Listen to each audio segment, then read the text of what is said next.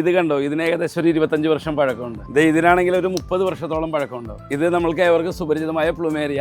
ഈ ചെടികളുടെ പ്രത്യേകത എന്ന് വെച്ചാൽ ഇത് വളരെയധികം പ്രായമേറിയതും അതേപോലെ തന്നെ പല ഷേപ്സിൽ പല വലുപ്പത്തിലുള്ള ചെടികളാണ് നമ്മളിവിടെ അറേഞ്ച് ചെയ്തിരിക്കുന്നത്. നമ്മുടെ ട്രോപ്പിക്കൽ ലാൻഡ്സ്കേപ്പിൽ വളരെ എളുപ്പത്തിൽ വളർത്താവുന്ന നല്ലൊരു ലാൻഡ്സ്കേപ്പിംഗ് പ്ലാന്റ് ആണ് പ്ലൂമേറിയ. ഇതിന്റെ ഫ്ലവേഴ്സിന്റെ ധാരാളം കളർ ഷെയ്ഡ്സ് ഉണ്ട്. കൂടുതലായിട്ട് വൈറ്റും റെഡുമാണ് നമ്മൾ ലാൻഡ്സ്കേപ്പിൽ ഉപയോഗിക്കുന്നത്. മറ്റ് കളർ ഷെയ്ഡ്സും അവൈലബിൾ ആണ്. ഇത് പ്ലൂമേറിയ ആൽബ എന്ന് പറയും നമ്മൾ. ഇത് വെള്ള ഫ്ലവേഴ്സ് ആണ് ഇതിൽ വരുന്നത്.